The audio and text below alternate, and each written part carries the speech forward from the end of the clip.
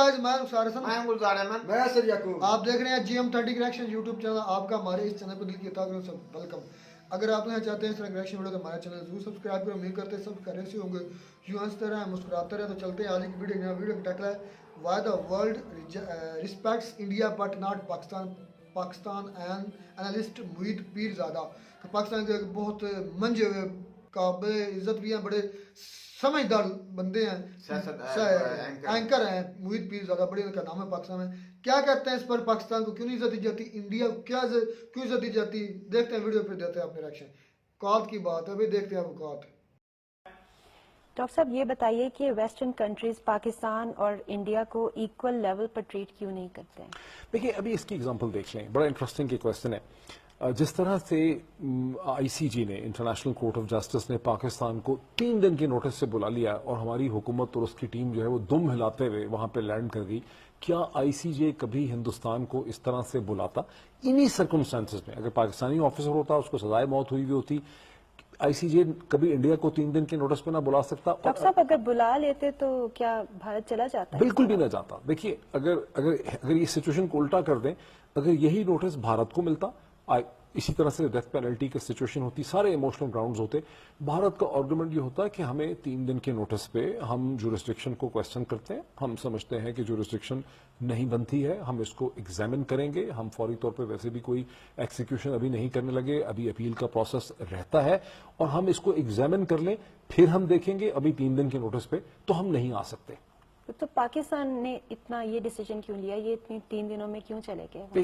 ये भी देखिए, वेरी इंटरेस्टिंग। यही तो मैं चाह रहा हूं कि हमें लोगों को समझाने की जरूरत है। देखिए, पाकिस्तान में 2 किस्म के रद्द अमल या 2 किस्म के बिहेवियर नजर आते हैं। एक पाकिस्तान की रूलिंग एलीट है, सिविल मिलिट्री, ये मगरब से इंतहाई खौफजदा है।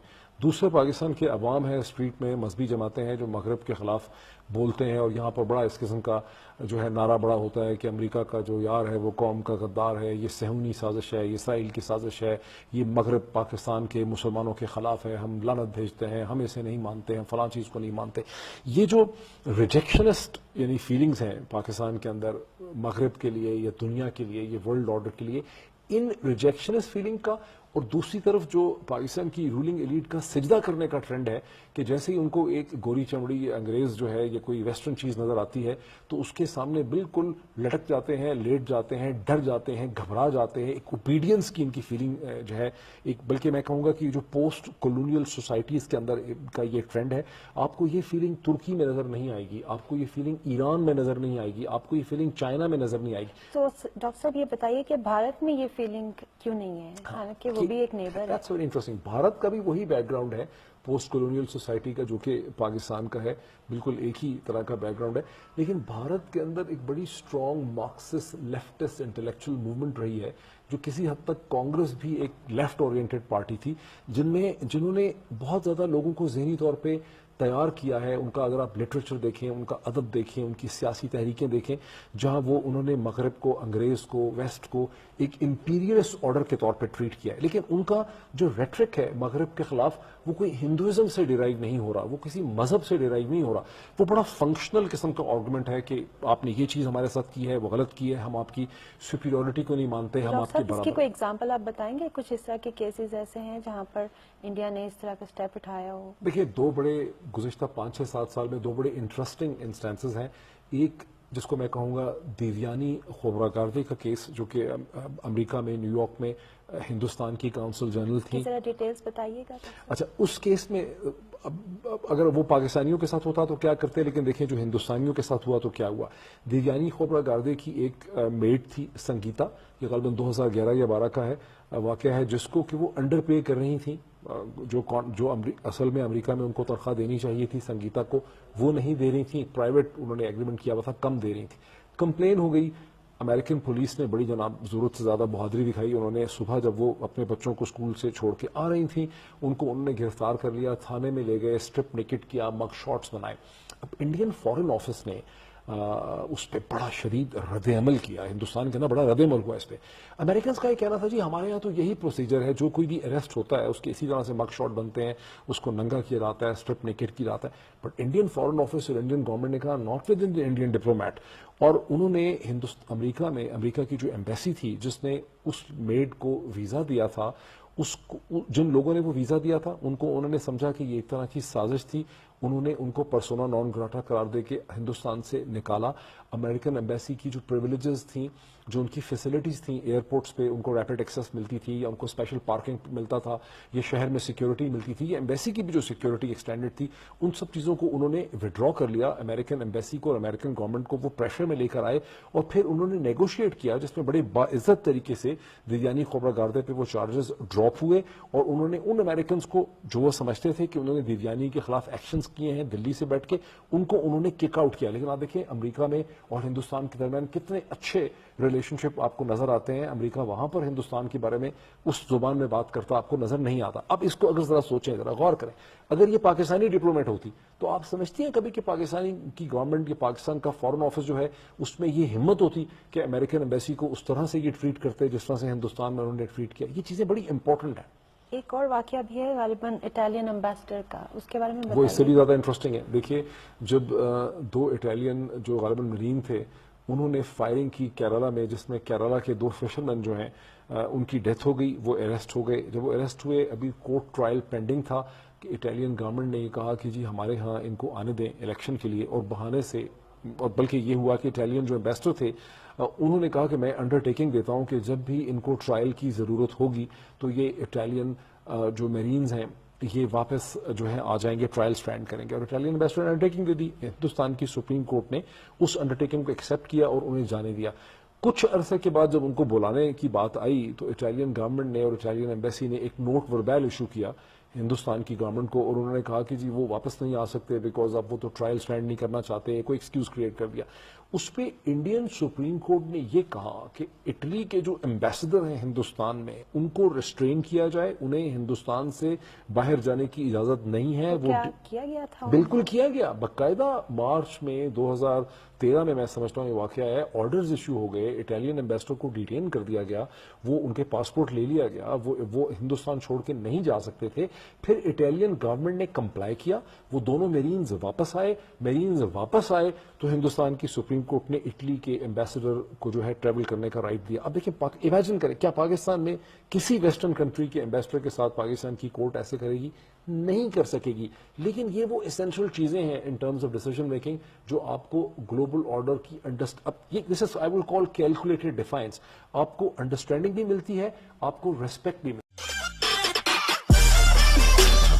تو جی ویڈیو تو ختم. جو معید پیر زادہ صاحب نے گفتگو کی ہے کہ انڈیا اور پاکستان کی باہر کی کنٹریوں میں کیا اوقات ہے اور کیا کس نظر سے دیکھا جاتا ہے, تو وہ بول رہے تھے کہ جو اٹلی کا یا امریکہ کا واقعہ ہوا تھا, میں پاکستانی واقعہ بتاؤں گا.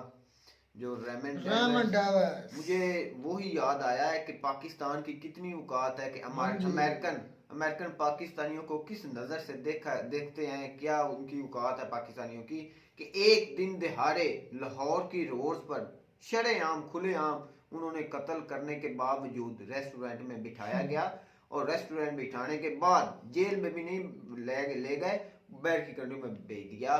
تو جو اٹلی میں بھی وہی واقعہ ہوا ہے.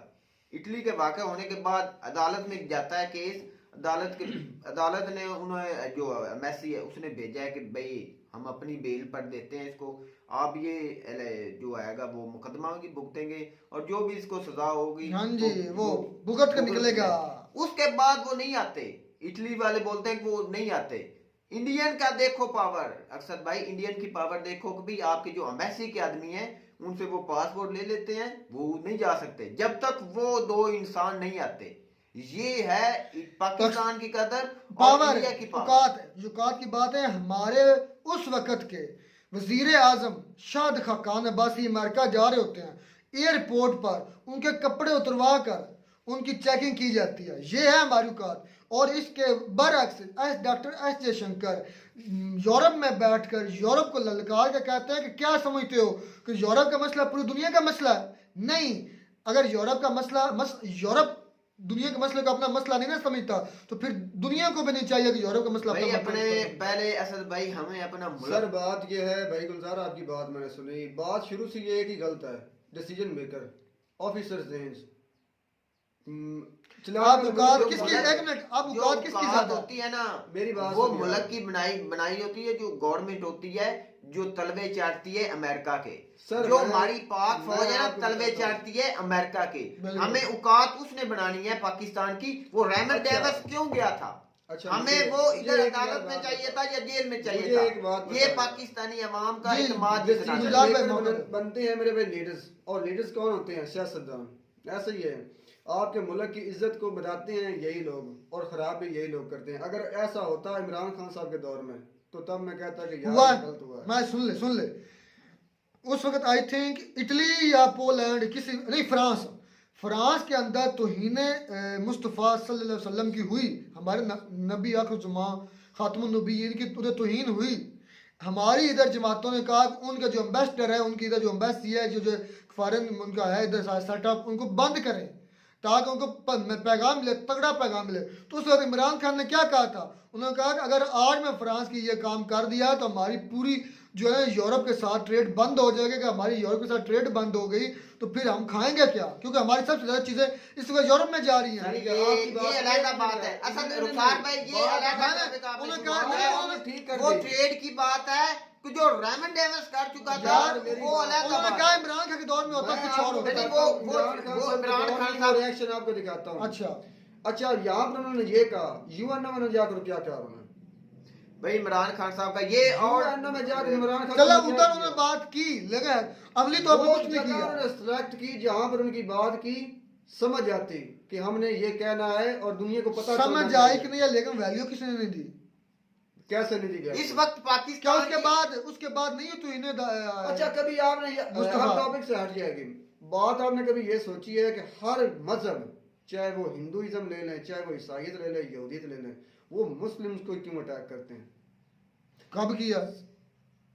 जब किसने हमारे लीडर्स को अटैक किया जाएगा तो मुस्लिम को अटैक किया गया ना, चाहे आप हमारे कुरान को अटैक करें या मुस्तफा सल्लल्लाहु अलैहि वसल्लम को भाई अटैक करें। भाई बात करते हैं बात समझाता हूँ मैं पाकिस्तानियों यार, की अच्छा, एक इज्जत मिनट। की। मैं समझाता हूँ। पूरी दुनिया अगर खौफजदा है ना मेरे भाई, पूरी दुनिया अगर खौफजदा है तो मुस्लिम से है।